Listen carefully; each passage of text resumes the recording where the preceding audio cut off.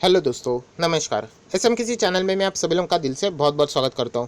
दोस्तों, इस वीडियो को स्टार्ट करने से पहले ज़रूर याद दिलाना चाहूँगा, आज के दिन भी बहुत सारे वीडियोज़ यहाँ पे आ चुके हैं। येस बैंक का भी शेयर क्यों नहीं बढ़ रहा है, उससे रिलेटेड भी एक ज़बरदस्त चीज़ हम लोग को देखने को मिल रही है। तो सारे ऐसे वीडियोज़ की लिंक नीचे डिस्क्रिप्शन बॉक्स में मिल जाएगी, ज़रूर उनको स्टडी कर लेना। फर्स्ट टाइम विजिट किया चैनल को सब्सक्राइब करने के साथ साथ फ्री स्टॉक मार्केट क्लासेस को भी फॉलो कर सकते हो। लिंक ऊपर आई बटन पर या नीचे डिस्क्रिप्शन बॉक्स में मिल जाएगी। चलिए दोस्तों, फिलहाल इस वीडियो को स्टार्ट कर लेते हैं।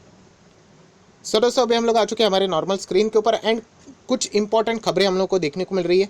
तो हर एक इंडिविजुअल स्टॉक से रिलेटेड अगर मैं वीडियो बनाता तो और भी ज़्यादा टाइम होता है, तो सारे के सारे जो इंपॉर्टेंट खबरें एक ही वीडियो में यहाँ पे मैं क्लब करके बना रहा हूँ। तो चलिए, सबसे पहले हम लोग बात करेंगे यहाँ पे प्रिंस पाइप एंड उसी के साथ साथ एस्ट्रल लिमिटेड। यस, मैंने आप लोगों को कहा था कि प्रिंस पाइप के नंबर हम लोगों ने देखे थे। एक्चुअल में नंबर कैसे थे मुझे बताने की ज़रूरत नहीं, मार्केट ने खुद ही यहाँ पे दिखा दिया। गिरावट हम लोग को यहाँ पे देखने को मिली थी, बट उसके पीछे का भी वजह आप सभी लोगों को पता है। कोविड के चलते तो इम्पैक्ट तो यहाँ पे रहने वाला है, पर उसी के साथ साथ इंपॉर्टेंट ये भी चीज़ बन जाती थी कि एस्ट्रल के भी नंबर्स हम लोगों को देखना मतलब इंपॉर्टेंट था, क्योंकि ये दोनों एक दूसरे के कॉम्पिटिटर है। हालांकि मैं आप लोगों को एक चीज़ क्लियर करना चाहूँगा कि एस्ट्रल बहुत बड़ी कंपनी है। प्रिंस पाइप की अगर हम लोग बात करें, जिस सेगमेंट में एस्ट्रल काम करता है, पाइपिंग से रिलेटेड अगर हम लोग बात करें, प्लास्टिक से रिलेटेड बात करें, उसमें अगर देखा जाए तो प्रिंस पाइप लगभग 4th से 5th नंबर पे आती है। मतलब आज भी ये छोटी कंपनी है, बट येस, प्रिंस पाइप की अगर हम लोग बात करें, जो भूख बोलते हैं हम लोग प्रिंस पाइप की कि आगे आने के लिए, ज़बरदस्त अब यहाँ पे प्रिंस पाइप का परफॉर्मेंस देखने को यहाँ पे मिल रहा है। अभी तक कंपनी ने मल्टी बैगर्स रिटर्न दे चुका है। 5 साल में 350% के रिटर्न हम लोग यहाँ पे देख चुके हैं।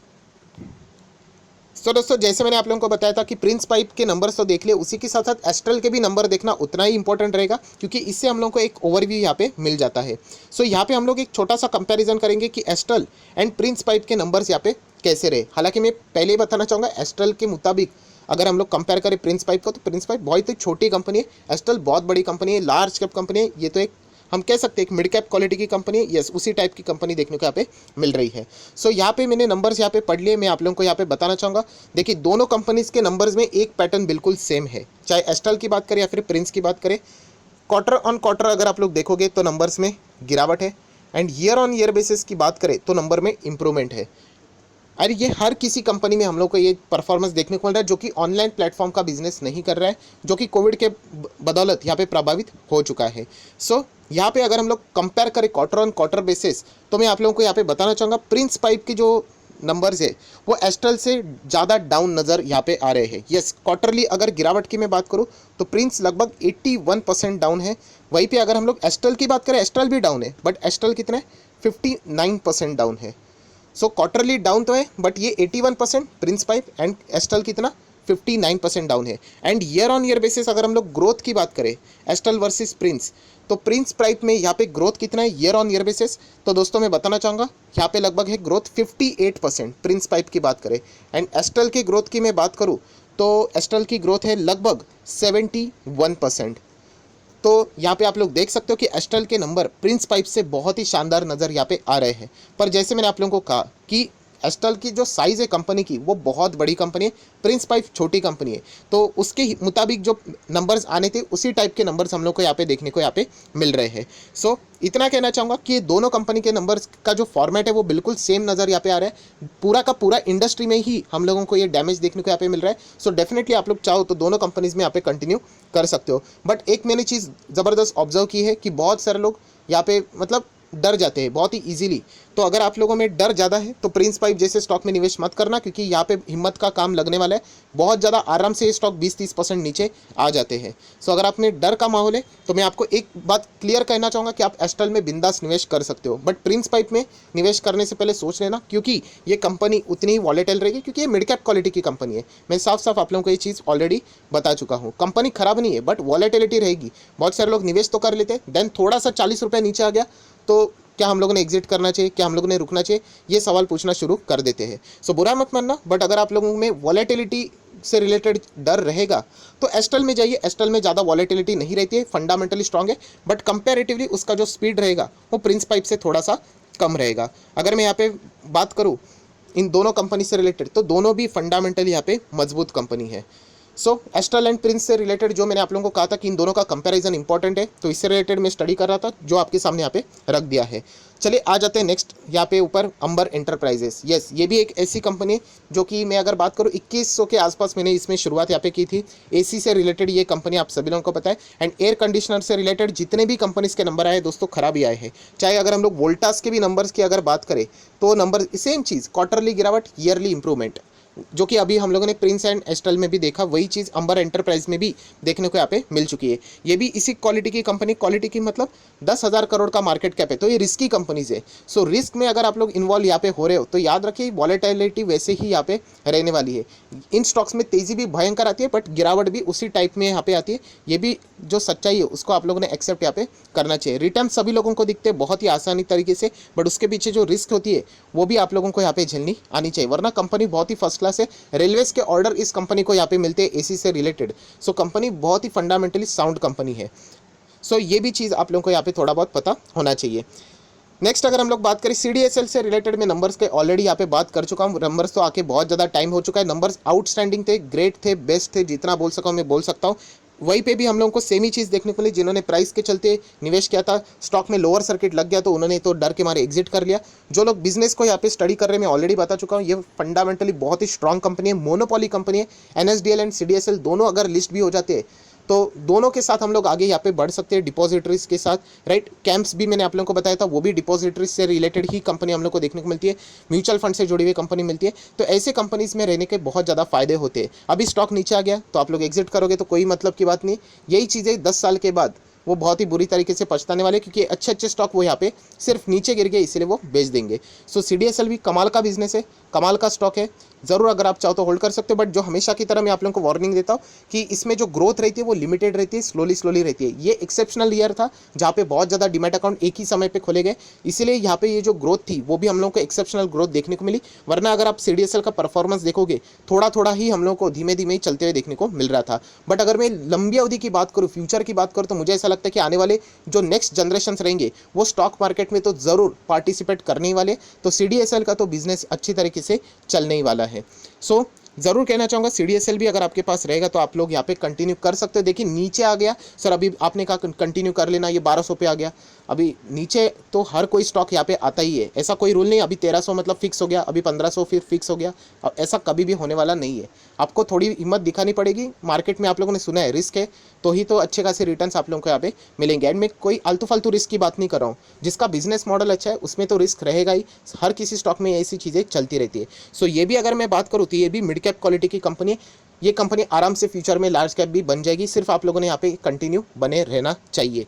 नेक्स्ट अगर मैं यहाँ पे बात करूँ, यहाँ पे ज़्यादा टाइम वेस्ट नहीं करूँगा क्योंकि हैप्पीस्ट माइंड से रिलेटेड मैं ऑलरेडी वीडियो बना चुका था। मैं नंबर्स भी आप लोगों को डिटेल में स्टडी करके बता चुका था। अभी भी आप देख सकते हो ये कंपनी अच्छा खासा यहाँ पे भाग रही है। जिन लोगों को डर यहाँ पे बार बार सता रहा है कि मेरा पैसा चला तो नहीं जाएगा, चला तो नहीं जाएगा, मैं ऑलरेडी बोल चुका हूँ। अगर आप में डर है तो आप लोग पार्शियली प्रॉफिट बुकिंग भी कर सकते हो। अगर आप चाहो तो अपने प्रिंसिपल अमाउंट को भी सेव कर सकते हो। प्रिंसिपल मतलब अगर किसी ने यहाँ पे फॉर एग्जाम्पल 100 रुपया लगाया एंड उसका अभी प्रॉफिट 400 पे चल रहा है एंड उसको डर लग रहा है कि ये मेरा 400 रुपया चला ना जाए, सो आप लोग 100 रुपीज़ तो एटलीस्ट निकाल लो, बाकी 300 रुपया बाजार में छोड़ दो। इस तरीके से भी आप लोग काम कर सकते हो। चलो चाहिए तो 200 रुपया निकाल दो, डबल तो हो गया आप लोगों का पैसा, क्योंकि ये 300% के रिटर्न ये भी दे चुका है। सो जिन लोगों को डर लग रहा है इस टेक्निक का वो इस्तेमाल कर सकते हैं, क्योंकि मैं आपको साफ कहना चाहूँगा स्टॉक नीचे कभी ना कभी आएगा। ये इस मतलब बोलते हैं ना, इस सोच में रहिए मत कि कभी नीचे आएगा ही नहीं। 110% कभी ना कभी स्टॉक्स नीचे आएंगे ही, क्योंकि स्टॉक्स को चाहिए गिरने के लिए कोई ना कोई एक्सक्यूज़।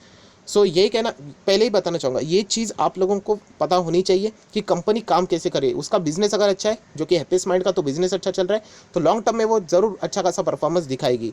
प्रॉफिट बुकिंग हर किसी स्टॉक में होती है, जैसे मैंने आप लोगों को एक वीडियो भी बना के बताया था। लॉन्ग टर्म की जर्नी में हर कोई स्टॉक 20 से 30% करेक्ट हुआ है। सो अगर आप में हिम्मत नहीं होगी तो आप लोग कभी ना कभी एग्जिट करके ही निकल जाओगे।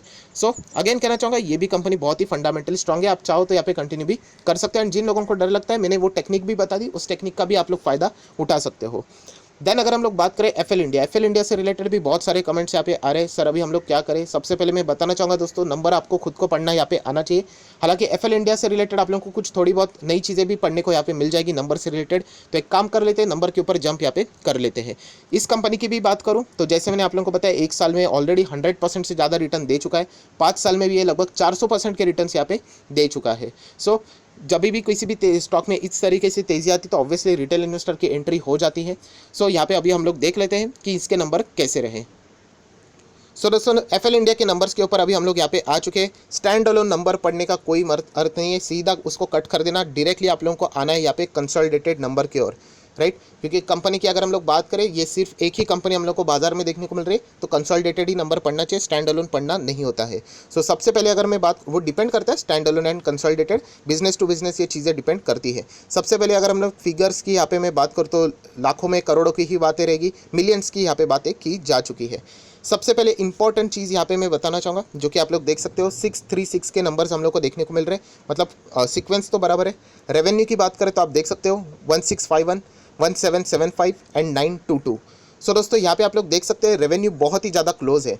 एंड अगर आप लोगों को नंबर प्रॉपरली पढ़ने आते, जिन लोगों ने सीखा होगा, मतलब उनको यहाँ पे पता होता है ये चीज़, जब भी नंबर बहुत ही क्लोज रहते हैं, एट पार रहते हैं, तो डेफिनेटली आप लोगों ने अदर इनकम्स, इस एडजस्टमेंट को अगर आप चाहो तो साइड में भी यहाँ पे कर सकते हो, येस। क्योंकि अगर आपको ओरिजिनल पिक्चर चाहिए तो अदर इनकम एक्सक्लूड करके आपको ये नंबर्स यहाँ पे पढ़ने होते हैं। अगर आप इसको इंक्लूड करके पढ़ोगे तो फिर गलत नंबर्स आप लोग यहाँ पे पढ़ते आगे चले जाओगे। सो सबसे पहले यहाँ पे आप देख सकते हैं नंबर्स बिल्कुल कट टू कट देखने को यहाँ पे मिल रहे हैं, तो अदर इनकम का इंपैक्ट हम लोग को जरूर देखने को मिलेगा। ईयर ऑन ईयर बेसिस में ये चीज़ कोई मायने नहीं रखेगी, क्योंकि बहुत ज़्यादा गैप नज़र यहाँ पे आ रहा है। सो हम लोग आगे यहाँ पे फाइनल इसमें आ जाएंगे। So income minus expenditure. So अभी आप लोग देख सकते हैं यहाँ पे क्या दिख रहा है, प्रॉफिट बिफोर टैक्स। सो ये प्रॉफिट कितना है, 411 या फिर 412 का प्रॉफिट है।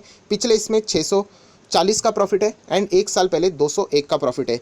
ये प्रॉफिट बिफोर टैक्स रहता है दोस्तों, ये बयां करता है कि कंपनी का बिजनेस कैसे चल रहा है। इसके बाद ये सारे एडजस्टमेंट शुरू होते हैं। एंड मैं अगेन कहना चाहूँगा, इस एडजस्टमेंट का अर्थ ये नहीं होता है कि इसी का कोई रिलेवेंस नहीं है, ये भी बहुत ज़्यादा इंपॉर्टेंट चीज़ होती है, क्योंकि कंपनी के जेब से ही पैसा जाता है या फिर आता है। बट हम लोग को कभी कभी यहाँ पे एडजस्टमेंट के प्रति कंपनी का अगर मेन बिजनेस समझना है तो एनपीबीटी की ओर भी फोकस यहाँ पे डालना पड़ता है।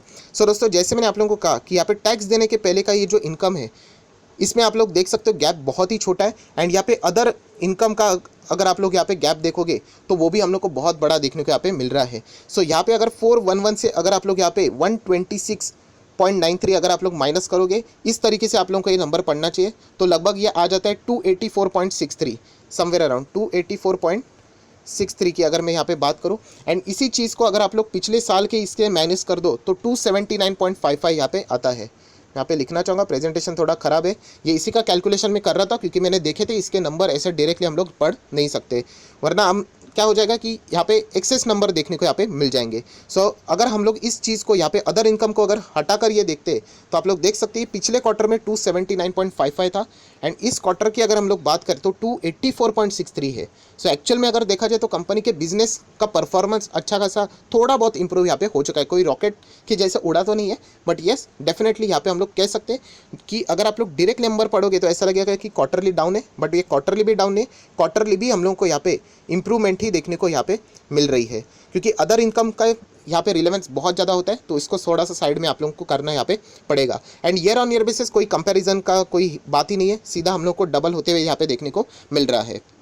सो इतना तो हम लोग कह सकते हैं कि कंपनी के जो नंबर्स है वो क्वार्टर ऑन क्वार्टर हम लोग को यूजुअली फ्लैट यहाँ पे देखने को यहाँ पे मिल रहे हैं and year on year basis improvement यहाँ पे देखने को मिल रही है। सो ठीक ठाक ही नंबर्स यहाँ पे आ चुके हैं एफएल इंडिया के। आप लोग लॉन्ग टर्म के लिए चाहो तो यहाँ पे कंटिन्यू यहाँ पे कर सकते हो। लॉन्ग टर्म में अगेन कह रहा हूँ, लॉन्ग टर्म के लिए बहुत ज़्यादा पेन झेलना पड़ता है, बहुत बार स्टॉक्स नीचे भी आते हैं एंड उसके लिए आप लोगों को बहुत ज़्यादा हिम्मत भी दिखानी यहाँ पे पड़ती है। सो ये चीज़ आप लोगों को यहाँ पे पता होनी चाहिए। अभी इसके आगे के सब टैक्स एक्सपेंसेस रहेंगे, वो तो इसी के ऊपर कैलकुलेट यहाँ पे किए गए, तो उतना ही टैक्स आप लोगों को देखने को मिलेगा एंड प्रॉफिट भी आप लोगों को उसी प्रोपोर्शनेट में यहाँ पे देखने को मिल जाएगा। सो अगर मैं बात करूँ यहाँ पे ईपीएस बीपीएस पढ़ने का, मतलब मैं तो यहाँ पे नहीं पढ़ूंगा, क्योंकि यहाँ पे जैसे मैंने आप लोगों को बताया कि अदर इनकम्स यहाँ पे है, उसको एक्सक्लूड करके अगर मैं ये नंबर्स आपको पढ़ के बता दूँ तो क्वार्टरली फ्लैट नंबर देखने को मिल चुके हैं, जो कि ऑलरेडी मैं बता चुका हूँ एंड ईयरली हम लोग को इंप्रूवमेंट देखने को यहाँ पे मिल चुकी है। सो एक्चुअली अगर देखा जाए तो नंबर यहाँ पे डिसेंट है, इतना तो हम लोग ज़रूर यहाँ पे कह सकते हैं। सो आप लोगों को ये नंबर्स से रिलेटेड, जैसे मैंने कहा कि नंबर डिपेंड करता है बिजनेस टू बिजनेस, आपके इंटरप्रिटेशन की, और ये सारी चीज़ें डिपेंड करती है कि आप उस बिजनेस को किस तरीके से यहाँ पे देखते हो। सो दोस्तों ओवरऑल अगर हम लोग बात करें एफएल इंडिया के जो नंबर्स थे, क्वार्टरली हम लोग को फ्लैट देखने को मिले एंड ईयरली अच्छे ही देखने को यहाँ पे मिल चुके हैं। सो कल के दिन एफएल इंडिया के नंबर्स के प्रति बाजार का रिएक्शन क्या रहेगा वो देखना बहुत ज़्यादा इंपॉर्टेंट रहेगा इमीडिएट बेसिस के ऊपर, वरना अगर हम लोग कहें लॉन्ग टर्म के लिए आप लोग जरूर यहाँ पे कंटिन्यू यहाँ पे कर सकते हो। सो दोस्तों जितने भी इंपॉर्टेंट खबरें थी वो मैंने फटाफट यहाँ पे थोड़ी आप लोगों को हाईलाइट के फॉर्म में यहाँ पे बता दी। अगर वीडियो अच्छा लगे तो जरूर यहाँ पे लाइक एंड शेयर यहाँ पे कर देना। So that's it, thank you very much दोस्तों, we will be meeting our next video, तब तक के लिए बाय बाय।